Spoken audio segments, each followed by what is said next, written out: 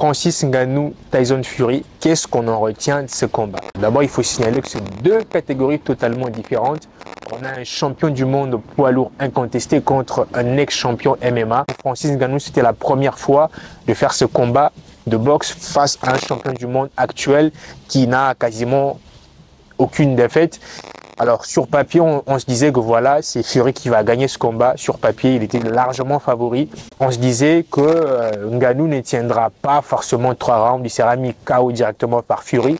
Mais chose curieuse, on a vu que Francis Ngannou a démontré.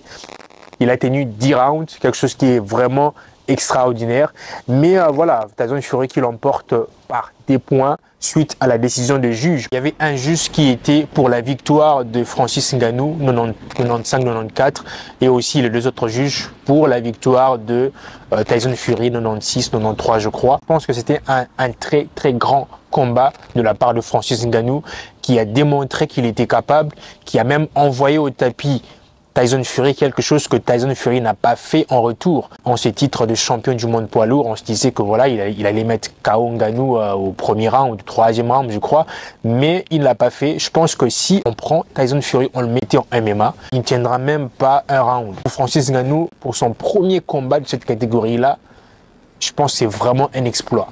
Alors, dans les esprits, on sait que c'est vraiment Ngannou qui a mérité ce combat, qui a largement gagné ce combat, parce que voilà, il a mis au tapis Tyson Fury, quelque chose que lui n'a pas fait en retour. Alors, je pense que pour l'honneur de la boxe, parce que voilà, c'est un champion du monde poids lourd incontesté, il ne pouvait pas perdre simplement par des points. On a voulu qu'il conserve son titre. Et en plus, il a aussi un combat au mois de décembre contre Alexandre Usyk.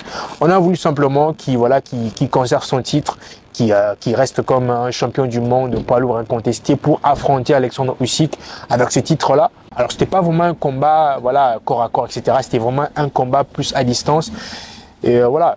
Alors, je pense que c'est ce qu'on peut retenir de ce combat. Francis Ngannou, dans les esprits, est vainqueur de ce combat. C'est ce qu'on peut retenir parce que tout le monde était, voilà, il mettait pas Ngannou comme étant favori de ce combat. Il se disait que voilà, il va perdre rapidement. Chose que Francis Ngannou a su relever, a su totalement confondre toutes ces personnes qui disaient c'est comme une personne de Formule 1 qui vient jouer au tennis. Donc c'est un combat des catégories totalement différentes. Ngannou ne tiendra pas, mais il a montré le contraire, il a prouvé qu'il était capable de le faire, il l'a fait. Dites-moi quels sont vos avis en commentaire et n'oubliez pas de mettre un petit like si vous pensez vraiment que c'est Francis Ngannou qui a gagné ce combat. Mettez-moi un petit like et abonnez-vous aussi si ce n'est pas encore fait. Voilà, on se retrouve à la fois prochaine, prenez soin de vous, allez, ciao.